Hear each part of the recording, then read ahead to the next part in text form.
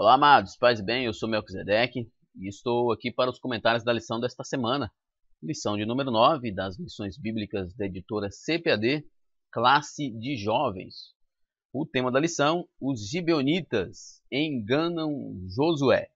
Nós continuamos aqui no nosso segundo trimestre estudando o livro de Josué. Esta feita, o engano dos gibeonitas contra o povo de Israel, onde Josué e os príncipes da congregação fizeram um acordo com os gibeonitas sem consultar a Deus e depois tiveram a reprovação de Deus. Lembrando que o EBDemFoco.com está lançando um livro. É isso mesmo, no livro você vai aprender a ministrar uma aula com um rico conteúdo bíblico, estudar a lição com mais segurança, enriquecer a sua aula com as doutrinas e cativar seus alunos com uma boa didática. Você pode acessar o link que está no vídeo para adquirir o seu livro. É isso mesmo, o EBDemFoco.com está lançando o livro Os 4 Cs da Educação Cristã. Seja um educador cristão de excelência. Acesse o link na descrição do vídeo e adquira o seu livro. O livro, por enquanto, ele é em PDF, mas você já pode adquirir.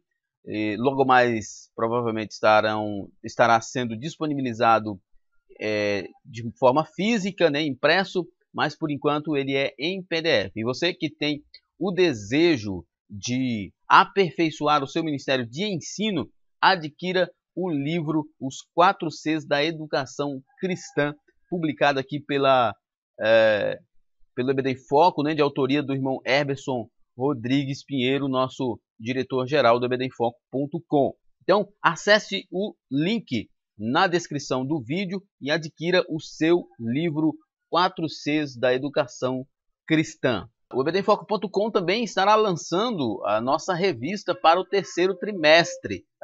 Nós já tivemos essa conversa com os nossos assinantes e, em virtude de que a CPAD não irá lançar uma segunda revista agora no terceiro trimestre, em virtude da pandemia, nós estaremos lançando a nossa revista. Então você já está vendo aqui o esboço da lição, quais serão os temas, o fim dos tempos. Nós vamos tratar de escatologia, uma forma muito interessante de tratar a escatologia, de forma muito simples e acessível.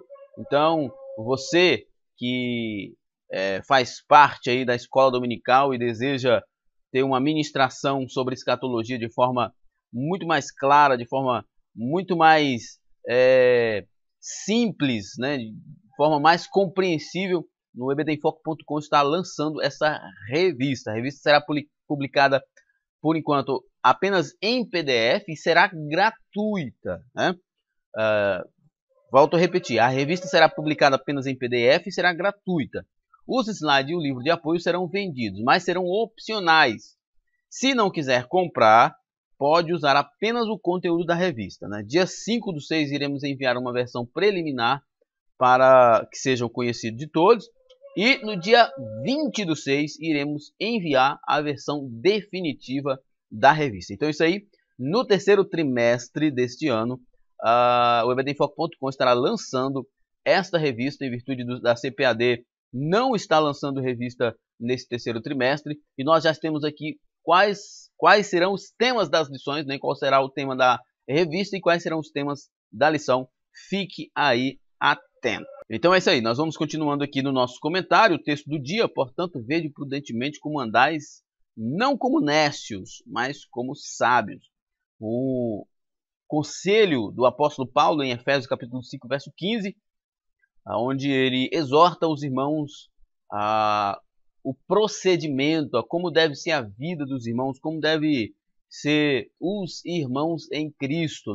Vede prudentemente como andais, não como nércios, mas como sábios, sempre vigilantes. O contexto aqui de Efésios é muito interessante, porque Paulo está falando de um contexto de mundanismo, de paganismo, e ele está exortando os irmãos justamente nesse sentido. Vede prudentemente como andais, não como nércios, não, mas como sábios. Ou seja, não andem como os pagãos, não andem como aqueles que não conhecem a Deus, não andem como aqueles que não têm nenhum compromisso com Deus, mas sejam sábios, porque a palavra de Deus diz que o temor do Senhor é o princípio da sabedoria. Precisamos estar vigilantes quanto àqueles que, com artifícios mentirosos, tentam nos fazer abandonar a nossa fé. Especialmente num contexto de ensino para jovens, isso aqui é interessantíssimo, né? Nossa geração é uma geração um tanto quanto fácil de ser manipulada. Mas você que é cristão deve entender que a sua fé deve estar firmada em Cristo de tal modo que ninguém possa lhe convencer com os seus artifícios mentirosos e fazer você abandonar a sua fé. O nosso texto bíblico, como eu já disse, nós estamos estudando esse trimestre o livro de Josué, e o nosso texto bíblico é Josué capítulo 9, né, do verso 1 até o verso 6, e os versos 15 e 16, óbvio, você com certeza já deve ter feito estudo sobre esse texto, e nós não vamos demorar nele aqui. A introdução. As notícias a respeito da vitória sobre Jericó e Ai espalharam-se rapidamente por todas as cidades, reinos vizinhas, motivo pelo qual os gibeonitas ficaram bastante preocupados, né? Os gibeonitas ficaram sabendo de todas as conquistas de Israel, e eles sabiam que Jericó era enorme, que Ai também era uma cidade forte, e eles eram os menores. Então eles tiveram uma ideia brilhante para eles. Sabiam que seriam os próximos a serem atacados pelo exército de Israel. O medo fez com que os gibeonitas desenvolvessem um plano ardiloso contra o povo de Deus. Era a única escolha que eles tinham, porque eles inteligentemente passaram a saber sobre o que estava acontecendo com as outras cidades. E como eu disse agora há pouco, eles olharam para Jericó e Ai e viram que Jericó, especialmente Jericó, que era a mais imponente das cidades na região, sucumbiu diante do exército de Israel.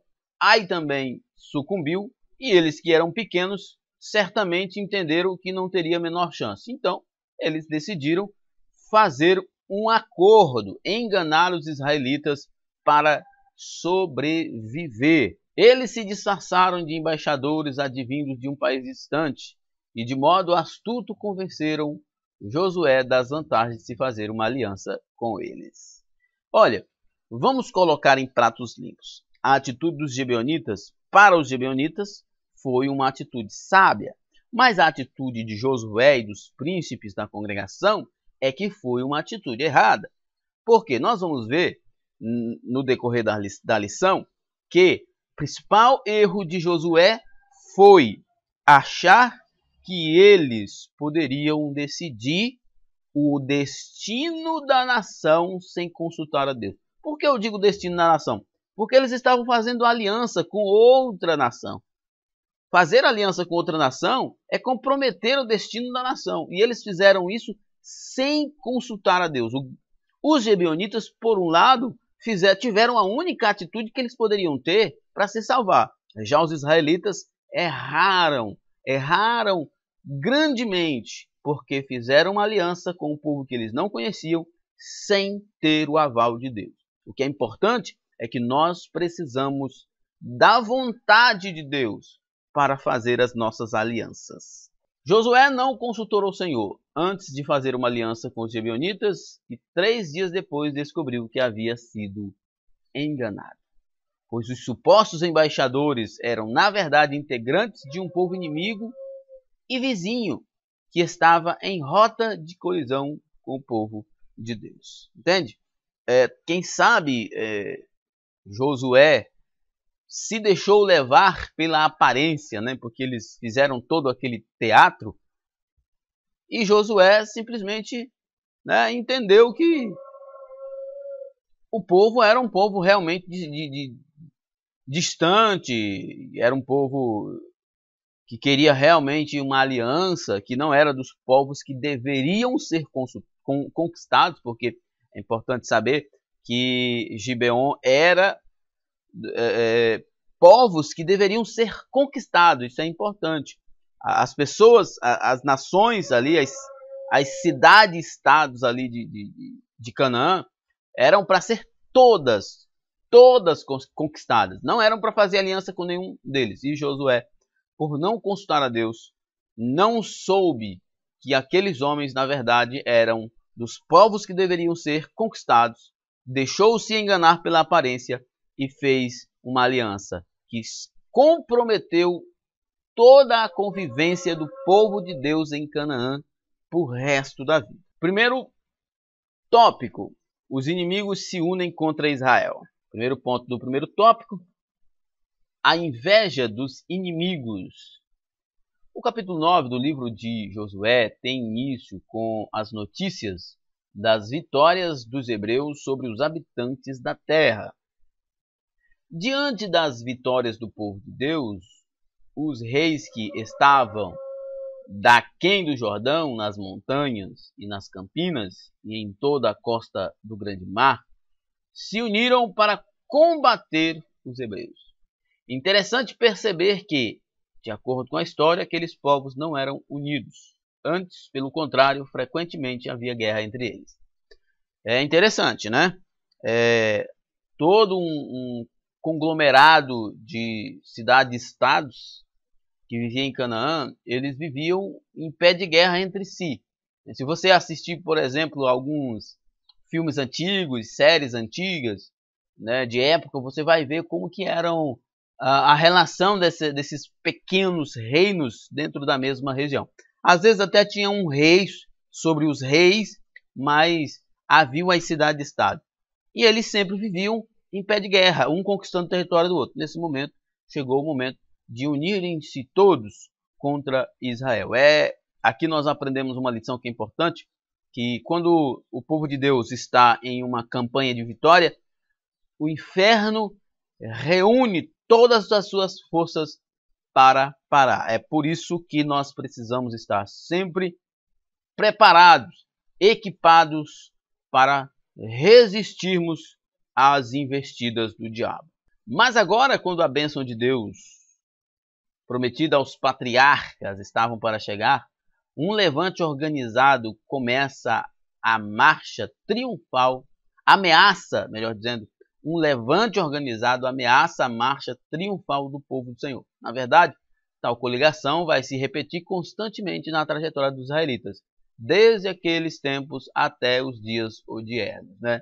Nós sabemos que nos dias odiernos a Liga Árabe, né, já tentou, né, a Batalha dos 6 Dias, foram vários países árabes e até hoje existe a Liga Árabe que tenta destruir Israel. Então, Israel sempre estará no meio de uma grande confusão, porque é o povo de Deus e o inimigo sempre vai tentar tirá-lo dessa posição e sempre unirá as forças para tentar destruí-lo. A Igreja do Senhor igualmente passa pelos mesmos problemas.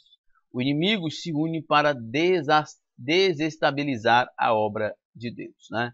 Todos os inimigos aí, nós temos um único inimigo que é Satanás, né? Mas ele reúne todas as suas hostes infernais para atacar a Igreja do Senhor, para fazer com que ela pare de anunciar as boas novas de salvação. Segundo tópico: os inimigos são numerosos. Impressiona a descrição da quantidade de povos cananeus a oeste do Jordão que se uniram contra Israel, né? Os hititas, os cananeus, os perezeus, os heveus, os jebuseus, os amorreus, todos eles unidos contra Israel. Certamente a quantidade de guerreiros dessa coligação superava facilmente o exército dos hebreus. O exército dos hebreus era um exército de nômades, de homens que viviam no deserto. Apesar de ser um exército relativamente grande, não era, entende-se que não era um exército tão grande assim. Também a gente não sabe exatamente qual era o tamanho dos exércitos dos inimigos, mas os exércitos dos inimigos não eram tão grandes assim, porque geralmente eles viviam em guerra e morriam muitos homens. Mas como era uma união de nações-estados, não, cidades-nações, presume-se que era assim um grande número de guerreiros maior do que os dos hebreus. Mas não importa o tamanho do exército reunido na coligação, pois Deus estava ao lado do seu povo. A vitória não vinha do tamanho do exército de Israel.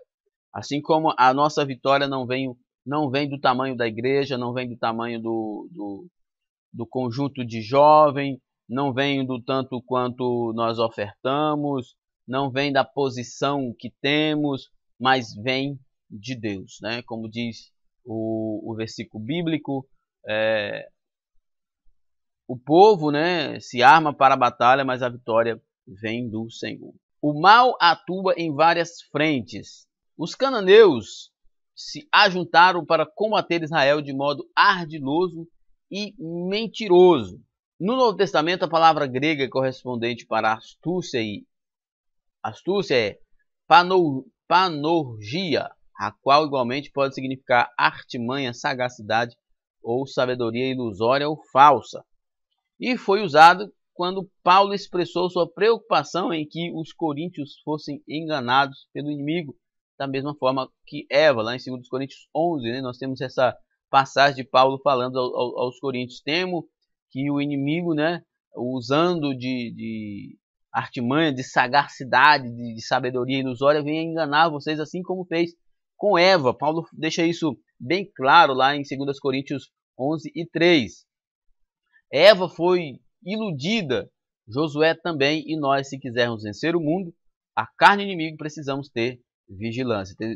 Precisamos estar sempre consultando o Senhor diariamente e nas nossas orações, na leitura da palavra de Deus, para não sermos também iludidos pelas artimanhas do diabo. Astúcias dos Gibeonitas. As aparências enganam. Os gibeonitas fizeram uma encenação a fim de seduzir o povo de Deus. Eles se disfarçaram muito bem, a ponto de enganar um general experiente como Josué. O que fica muito evidente aqui é de que não importa qual seja a sua posição, se você não consulta o Senhor, você pode ser enganado.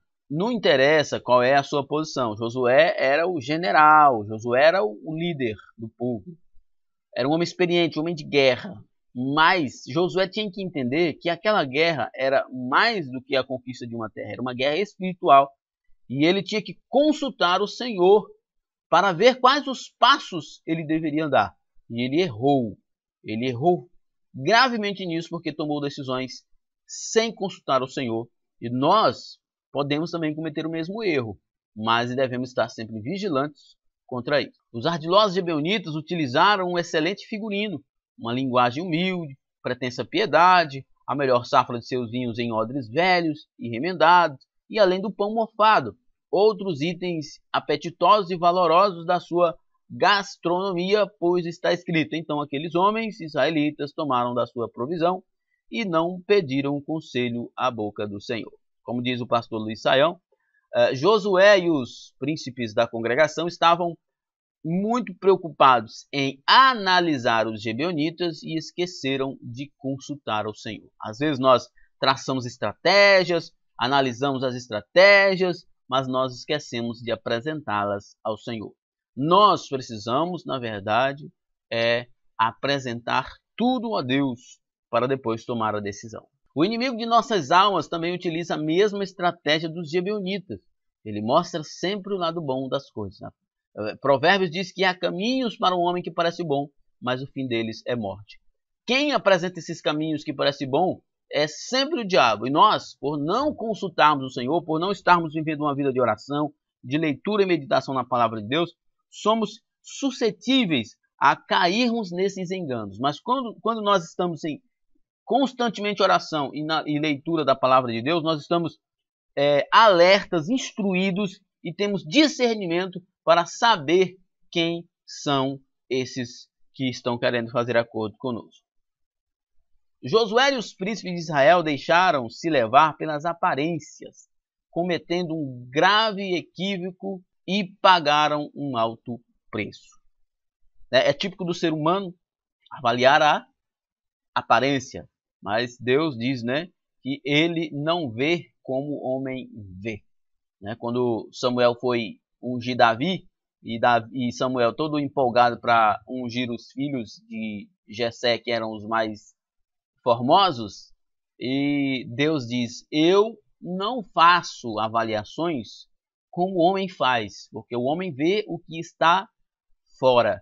O homem vê as vestes, o homem vê a face, o homem vê a altura, o homem vê as palavras, né? mas eu vejo o coração, né? É por isso que nós temos que consultar a Deus, porque nós não conseguimos ver o coração de ninguém, mas Deus vê. E quando nós consultamos a Deus, temos de Deus a resposta. A armadilha é descoberta. Um pouco tarde, né? Mas a armadilha é descoberta. 3 dias depois, os israelitas descobriram que os pretensos embaixadores de uma terra longínqua eram, na verdade, inimigos vizinhos e que deveriam ser conquistados. Estavam entre os que deveriam ser conquistados. Desolado, o povo reclamou contra os príncipes da congregação. Meu amigo, eles tiveram que enfrentar o desgosto do povo, porque fizeram um acordo sem consultar a Deus.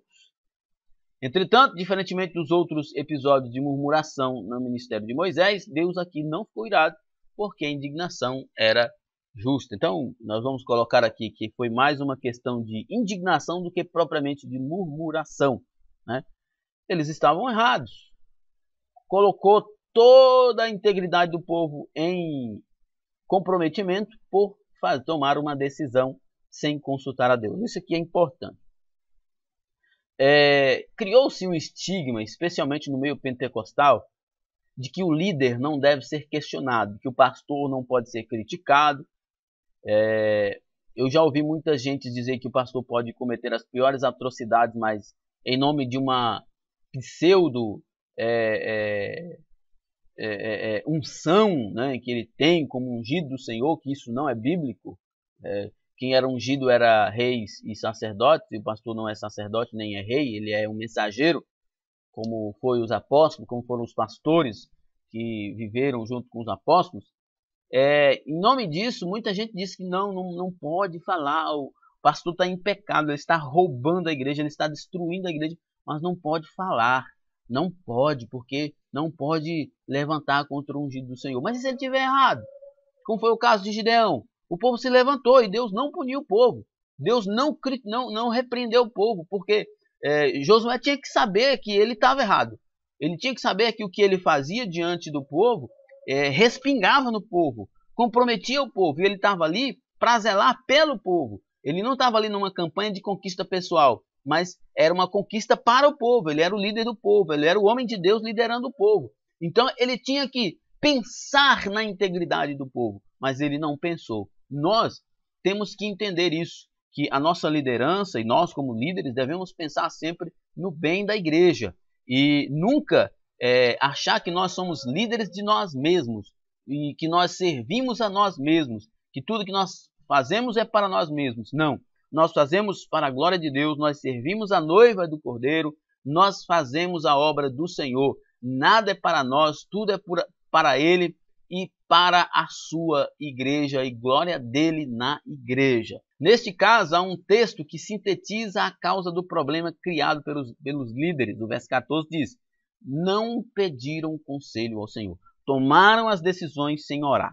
Você já viu líderes, ou você que é professor, você que é líder, você que é pastor que está me ouvindo nesse momento, já tomou decisões sem orar? Já criou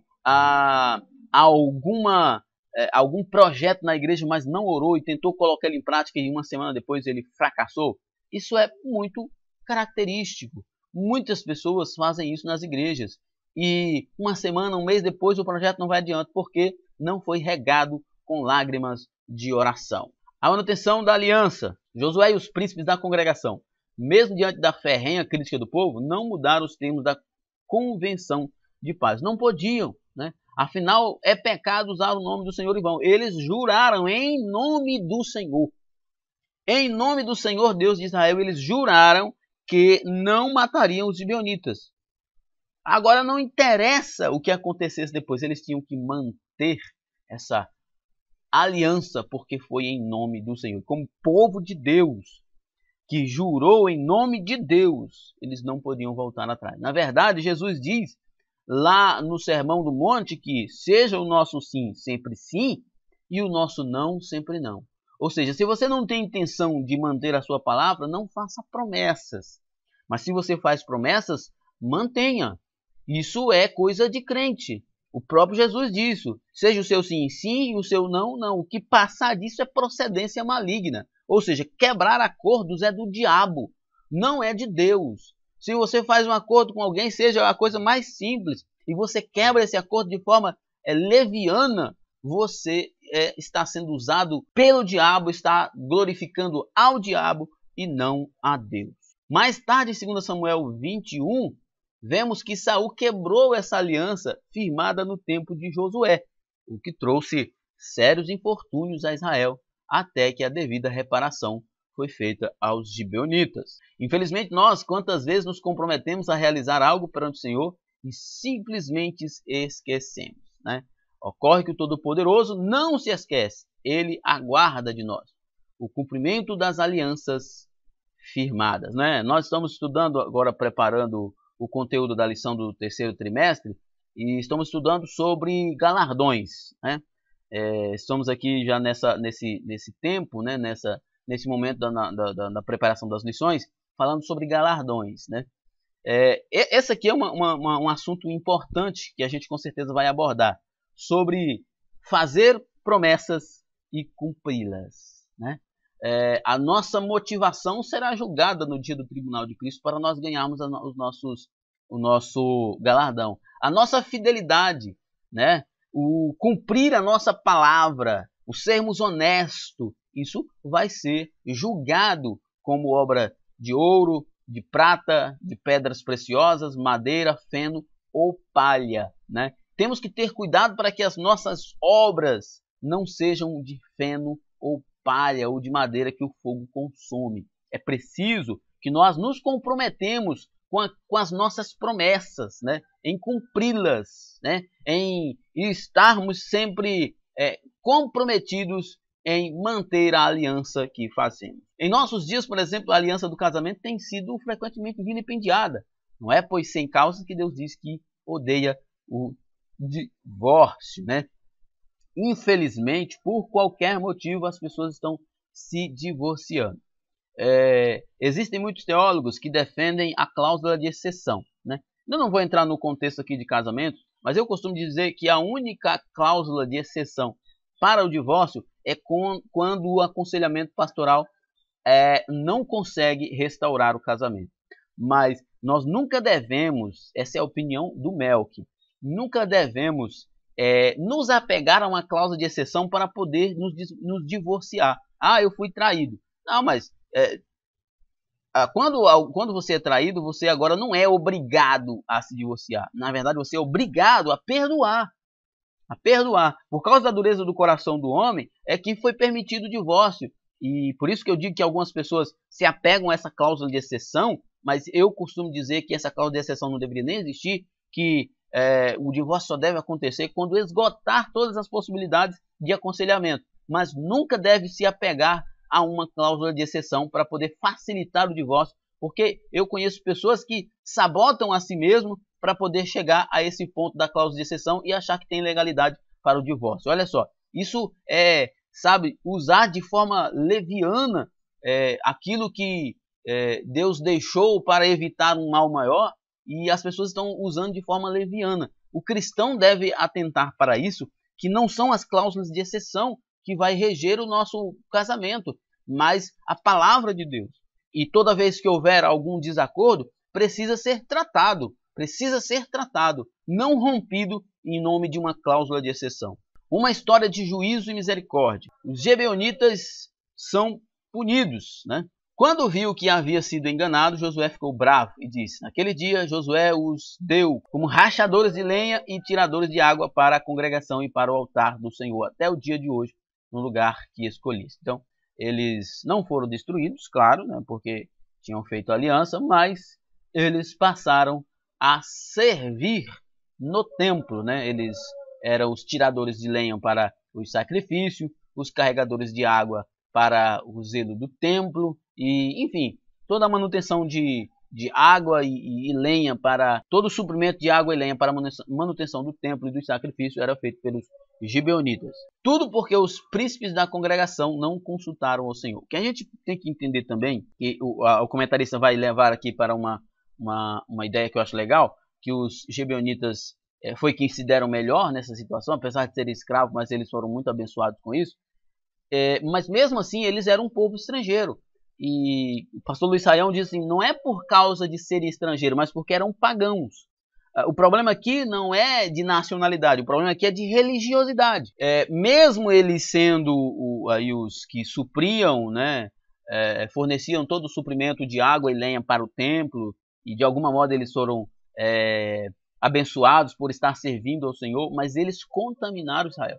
Israel pecou em alguns momentos por causa da influência de pagãos no meio deles. Esse era o grande objetivo de que não era para Israel fazer aliança com nenhum daqueles povos, porque aqueles povos eram pagãos, eles tinham costumes diferentes, religiões diferentes, e era um risco está-los no meio de Israel. Quando Josué não atentou para isso e fez aliança, ele colocou o inimigo no meio do povo de Deus. O inimigo no sentido, é que a gente tem que pensar que não era no sentido militar, mas no sentido espiritual, religioso. Ele trouxe pessoas com uma religião diferente para o meio do povo, e um povo que já era rebelde mais que tudo, e em alguns momentos acabaram pecando por causa da influência dos gibeonitas. Estamos vivendo tempos difíceis e trabalhosos em que espíritos enganadores têm tentado destruir a igreja e a fé dos crentes, trazendo heresias, modismos de uma pseudo-espiritualidade. Esse é o grande ponto. O grande ponto dos gibeonitas ali é justamente esse. É o paganismo, as heresias, as coisas mundanas. Está relacionado à religião e não a militarismo. E a igreja, nós vemos que muitos têm se adentrado dentro da igreja com pretensa fé, mas que são, na verdade, lobos destruidores, são espíritos enganadores. E nós precisamos ter discernimento espiritual para que não coloquemos essas pessoas no meio de nós. Não é uma questão de preconceito, é uma questão de fé, é uma questão de pureza da igreja. A gente tem que ter cuidado, sim, quanto a pessoas que nós colocamos para liderar as nossas igrejas, para ensinar as nossas igrejas, para ser referenciais dentro das nossas igrejas, porque essas pessoas podem comprometer gravemente a fé dos irmãos. Temos que estar vigilantes, buscando ao Senhor em todo o tempo, pois o inimigo usa toda sorte de trapaça a fim de enganar o povo de Deus. O inimigo, o diabo, ele é expert em enganar, em mentir. Ele é enganador, né? É o seu nome. Ele é pai da mentira. Jesus diz que ele é mentiroso porque mente desde o princípio, nunca se firmou na verdade. Quando mente, fala do que é próprio, porque é pai da mentira, né? Então, o inimigo veio para isso mesmo. Nós temos que estar alerta quanto a isso. Uma significativa mudança. Os príncipes, diante da descoberta do engano, sugeriram que os gibeonitas fossem escravos de toda a congregação. Mas Josué fez uma significativa alteração e tornou os escravos do santuário, né? E aqui é que o comentarista acha interessante. Assim Josué, curiosamente, os puniu e ao mesmo tempo também os abençoou, pois uma maldição não cai sobre quem não merece, né? Deus não é injusto. A justiça de Deus atua sempre em favor daqueles que estão arrependidos, como neste caso os gibeonitas, né? Eles se arrependeram e por causa do arrependimento de terem enganado, né, eles confessaram e reconheceram que haviam enganado, mas era a única forma que eles tinham de sobreviver. Nesse caso, eu costumo sempre dizer que o problema não é dos gibeonitas, o problema é dos israelitas. O problema foi de Josué, que não consultou o Senhor. Os gibeonitas não tinham outra escolha. Ou era mentir para poder sobreviver, ou era morrer, né?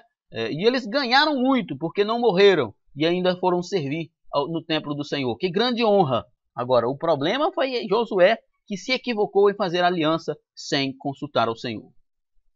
Eles queriam preservar a própria vida, mas não sabiam como fazer tal coisa de modo correto. Por isso, elaboraram um plano doloso de mentira.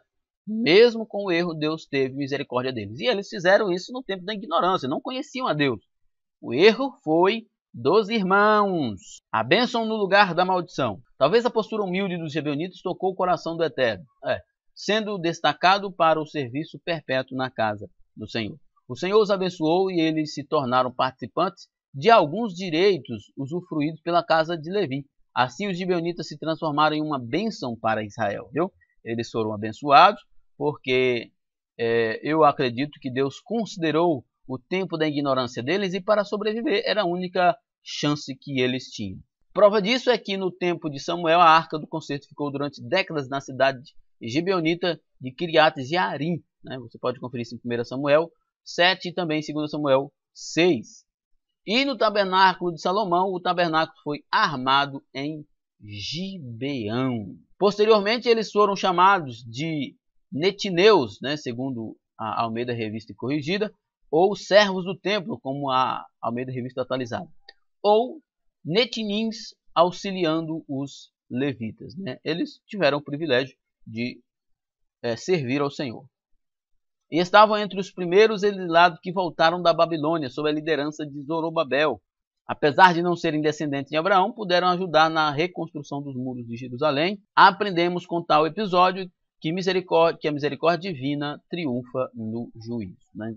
Esses povos fizeram o que fizeram por causa da ignorância, né, de não conhecer a Deus, e porque estavam no desespero de viver ou morrer. Era a escolha que eles tinham. A culpa toda, na verdade, foi dos israelitas que não consultaram o Senhor. Nossa conclusão. A história dos gibeonitas nos ensina importantes lições. Uma delas é que jamais devemos tomar qualquer atitude sem antes consultar o Senhor. Isso é uma verdade excepcional. A segunda é que precisamos estar atentos às ciladas do inimigo. Estamos vigilantes e temos que ter discernimento espiritual, pois ele é ardiloso e suas mentiras podem nos impedir de herdar a terra prometida pelo Senhor, a Nova Jerusalém, né? Precisamos entender que o inimigo está aí e a missão dele é tentar nos desviar da nossa caminhada. E nós precisamos estar sempre aos pés do Senhor para estarmos livres das suas ciladas. Então é isso aí, chegamos ao final do nosso comentário. Que Deus em Cristo nos abençoe e até a próxima. Paz e bem a todos. Amém.